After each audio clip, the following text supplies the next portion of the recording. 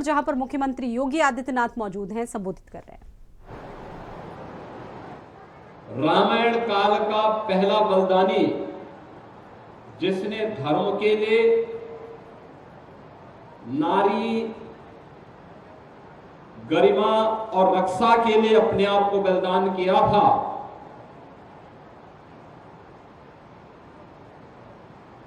तो वह वीर बलिदानी कोई और नहीं था बल्कि गिद्धराज जटायु थे। और गिद्धराज जटायु के प्रति, उनकी वर्तमान पीढ़ी के प्रति कृतज्ञता ज्ञापित करने के लिए हरियाली तीज पर हम सब कैंपियरगंज के इस जंगल में एकत्र हुए हैं। मैं इस अवसर पर हरियाली तीज की प्रदेशवासियों को और आप सबको बधाई देते हुए, सभी बहनों को बधाई देते हुए, आज के जटायु संरक्षण केंद्र पर रामायण की परंपरा के प्रति भी हृदय से कृतज्ञता ज्ञापित करते हुए आप सबको बधाई देता हूं, अपनी शुभकामनाएं देता हूं। बहनों और भाइयों, आज भी आप गांवों में देखते होंगे, गाय को भले ही कोई अपने घर में खिलाए या ना खिलाए, लेकिन अगर कोई कसाई गाय की हत्या कर दे तो मुझे लगता है कि कोई सनातन धर्मावलंबी इसको बर्दाश्त नहीं करता। बंदर भले ही आपकी फसल को और आपके बाग को कितना ही नुकसान क्यों ना कर ले, लेकिन अगर कोई विधर्मी उस बंदर की हत्या कर दे तो आप उसको बर्दाश्त नहीं करते, क्योंकि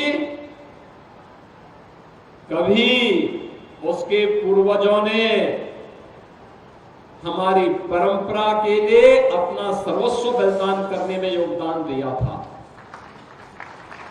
हनुमान जी ने माता सीता को ढूंढने में और भगवान राम की भक्ति के लिए जो अपना जीवन लगाया था, उसके प्रति कृतज्ञता हम ज्ञापित करते हैं। और रामायण काल का तो पहले बलिदानी गिद्धराज जटायु है, और जटायु यानी आज का गिद्ध, जो वर्तमान पीढ़ी है जटायु की, उसके प्रति कृतज्ञता ज्ञापित करने के लिए, क्योंकि तेजी के साथ जो दवा का, पेस्टिसाइड का उपयोग करना प्रारंभ किया, उसका दुष्प्रभाव उनके स्वयं की प्रजाति पर पड़ा और उनकी संख्या तेजी के साथ घटती हुई दिखाई दी। उसको बचाने के लिए आज यह संरक्षण केंद्र, पहला संरक्षण केंद्र उत्तर प्रदेश का भी, भारत का भी और दुनिया का भी पहला जटायु संरक्षण केंद्र आपके कैंपियरगंज में प्रारंभ हो रहा है। इस अवसर पर मैं आप सभी कैंपियरगंज और फरेंदा वासियों को हृदय से बधाई देता हूं। बहनों और भाइयों, रामायण काल के वे प्रसंग हम सबके सामने आते हैं जब तुलसीदास जी कहते हैं कि गिद्धराज सुनी आरद बानी, रघुकुल तिलक नारी पहचानी, अधम निशाचर लीने जाई, जिम मलेच्छ बस कपला गाई। आप देखिए, तुलसीदास जी ने भी बहुत अच्छे ढंग से इसका उल्लेख किया है। उन्होंने कहा है कि गिद्धराज जटायु ने सीता जी की दुख भरी वाणी सुनकर पहचान लिया कि ये तो रघुकुल तिलक श्री रामचंद्र की धर्मपत्नी है। और उन्होंने देखा कि राक्षस उनका अपहरण करके ऐसे ही ले जा रहा है जैसे कपिला गाय को कोई मलेच्छ जबरदस्ती उठा करके ले जा रहा हो। यानी एक कसाई गाय की हालत जो करता है, उस प्रकार की स्थिति देख करके उस समय ये जानते हुए कि मैं निहत्था हूं,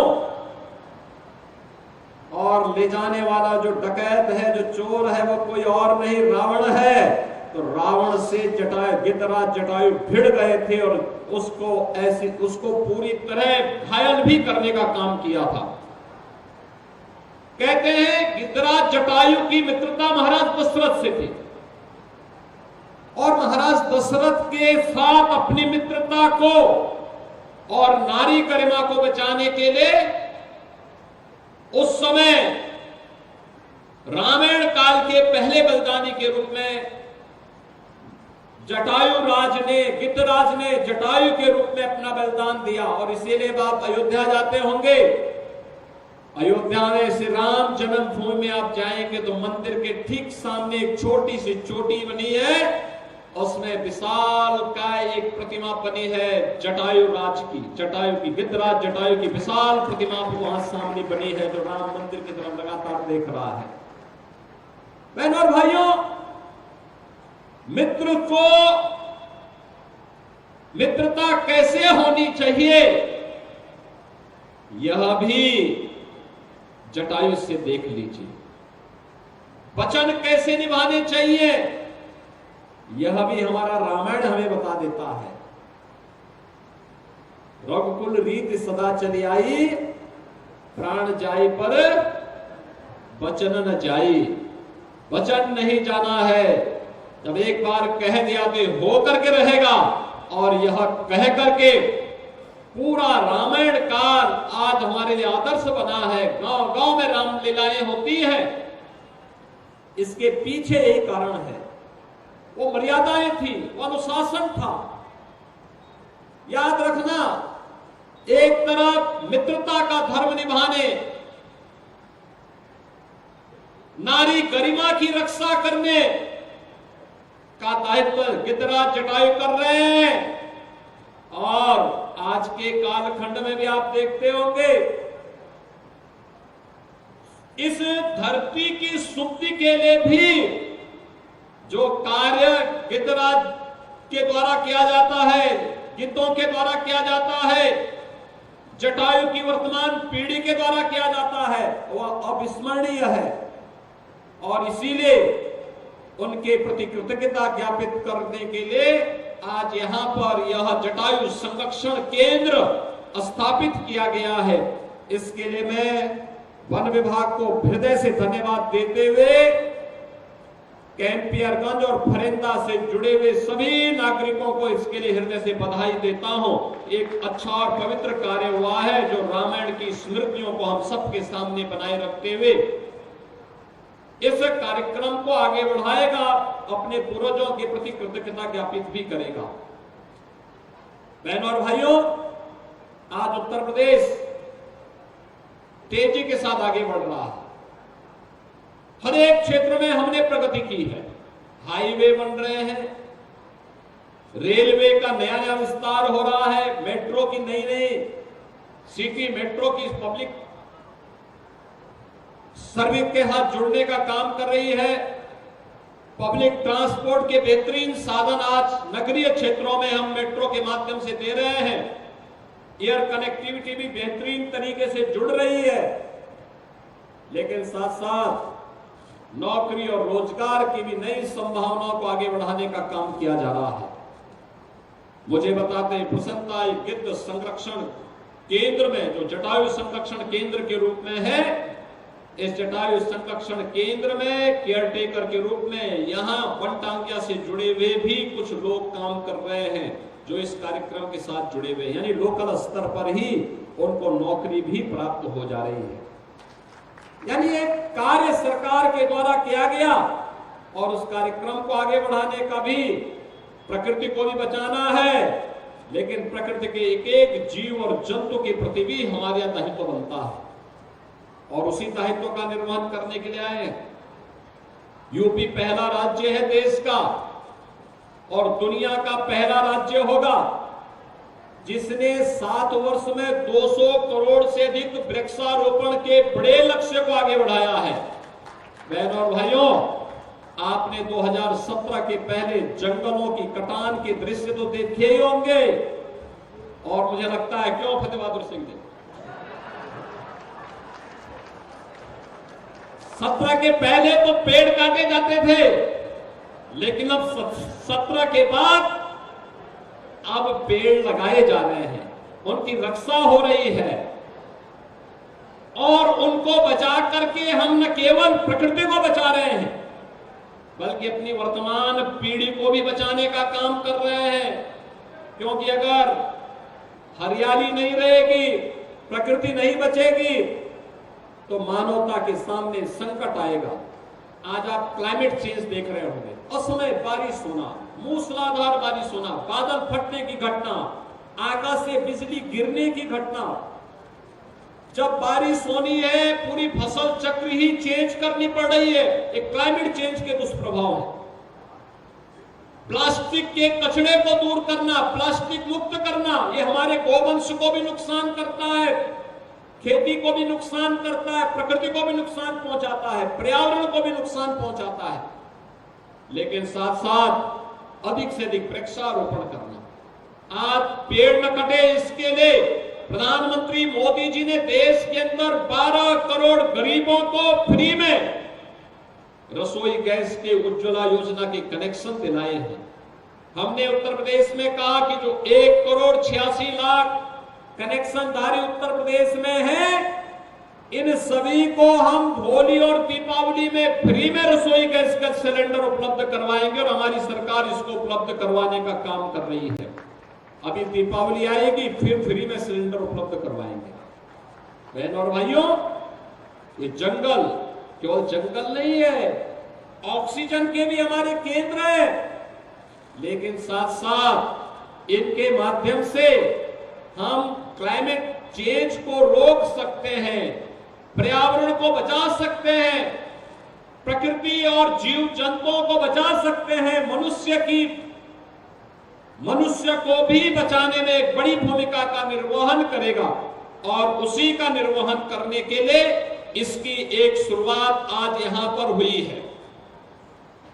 वन विभाग ने अन्य तमाम कार्य किए हैं, जैसे 100 वर्ष पुराने पेड़ों को बचाने के लिए हेरिटेज वृक्षों की एक श्रृंखला प्रदेश के अंदर खड़ी की है। उनको चिन्हित करना, उनको बचाने की तैयारी करना, उन्हें हर तरीके से आगे बढ़ाने का काम करना।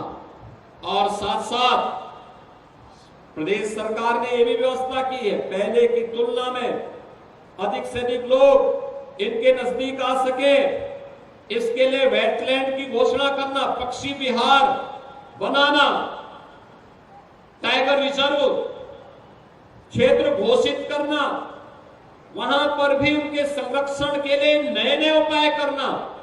और उसी का परिणाम है कि आज प्रदेश में जंगलों के दायरे भी बड़े हैं, आज प्रदेश में हरियाली का दायरा भी बड़ा है। प्रदेश के अंदर हम अन्य जंगली जीव जंतुओं को बचाने में भी हमें सफलता प्राप्त हुई है। नदियों को भी संरक्षण इसी बहाने किया जा रहा है, लुप्त प्राय नदियों को पुनर्जीवित किया जा रहा है। अमृत सरोवर के नाम पर जल संरक्षण करने के साथ साथ उसके माध्यम से भी लोगों को जल संरक्षण के लिए और प्रकृति को बचाने के लिए एक नई प्रेरणा प्रदान की जा रही है। आज यही कारण है कि डॉल्फिन फिर से, जो जल की शुद्धता का प्रतीक माना जाता है, वह फिर से दिखाई दे रही है। और आज यह विकास की एक क्रमिक परंपरा आगे बढ़नी चाहिए। प्रकृति और पर्यावरण को बचा करके जब हम विकास करेंगे, वह हमारे लिए सस्टेनेबल हो पाएगा, लंबे समय तक उसका उपयोग हम कर पाएंगे। और जब प्रकृति की कीमत पर विकास होगा, वह हमारे लिए क्षणिक ही उपादेय होगा, लेकिन उसके दूरगामी परिणाम हमारे लिए खतरनाक होंगे। और इसलिए पर्यावरण और प्रकृति को बचाने के लिए इस मुहिम का हिस्सा बनते हुए आज हम अपने कार्यक्रम को आगे बढ़ा रहे हैं। एक पवित्र कार्य है। हरियाली तीज के अवसर पर नारी गरिमा के प्रति रामायण काल का पहला बलिदानी जटायु के वर्तमान पीढ़ी के संरक्षण के लिए यह उत्तर प्रदेश के गोरखपुर में स्थापित हो रहा है। और जब यह स्थापित हो रहा है तो इसको केवल यहीं तक सीमित नहीं रखना है। आज मैं वन विभाग से कहूंगा कि यहाँ पे एक फॉरेस्ट्री कॉलेज भी बनाइए, जहां पर फॉरेस्ट्री से जुड़े हुए पाठ्यक्रम यहाँ पढ़ाए जाए और फिर उसकी डिग्री डिप्लोमा के कार्यक्रम हो, जिससे वन विभाग के विभिन्न पदों पर उनको नौकरी मिल सके और हम वनों के संरक्षण के साथ साथ उत्तर प्रदेश के क्लाइमेट जोन के अनुसार फॉरेस्ट्री को विकसित करने और इस दिशा में आगे बढ़ाने का काम भी हम कर सकेंगे। एक बड़ा कार्य यह इस क्षेत्र के लिए हो सकता है और इस दिशा में इस प्रयास को हमें आगे बढ़ाने की आवश्यकता है। आज के इस अवसर पर हम आज नए भारत के नए उत्तर प्रदेश में हैं, तो नए उत्तर प्रदेश में हमारा गोरखपुर भी कहां पिछड़ने वाला है। गोरखपुर विकास की गति में तेजी के साथ आगे बढ़ा है। बंद पड़ा खाद कारखाना फिर से चालू हो गया है। एम्स गोरखपुर में प्रारंभ हो गया है। बीआरडी मेडिकल कॉलेज आज बेहतरीन सेवा पहले की तुलना में दे रहा है। 4 लेन और 6 लेन की कनेक्टिविटी चारों ओर से हुई है। गोरखपुर का जू जो प्राणी उद्यान है, आज आप देखेंगे वहां जाकर के आपको प्रकृति के साथ कुछ समय रहने का अवसर प्राप्त होगा। गोरखपुर का रामगढ़ ताल एक नए कलेवर के साथ आज आपको देखने को मिलेगा। गोरखपुर की सड़कों की लाइटिंग हर एक को बरबस अपनी ओर आकर्षित कर देती है और इन स्थितियों में आज हम सब आपके बीच यहां पर उपस्थित हुए हैं। मैं एक बार फिर से इस जटायु संरक्षण केंद्र के लिए आप सबको बधाई देता हूं। हरियाली तीज की भी मंगलमय शुभकामनाएं आप सबके प्रति व्यक्त करते हुए वन विभाग जिस गति के साथ प्रकृति और पर्यावरण को बचाने के लिए अथक प्रयास कर रहा है, यह और भी मजबूती के साथ आगे बढ़े, इस विश्वास के साथ प्रत्येक नागरिक को स्थानीय स्तर पर गाइड बनाने की व्यवस्था हमें बढ़ानी भी पड़ेगी, जिससे लोगों के मन में अपने पर्यावरण के प्रति और भी जागरूकता पैदा हो। आज के इस अवसर पर एक बार फिर से मैं आप सबको हृदय से बधाई देते हुए अपनी वाणी को विराम देता हूं। धन्यवाद। जय हिंद।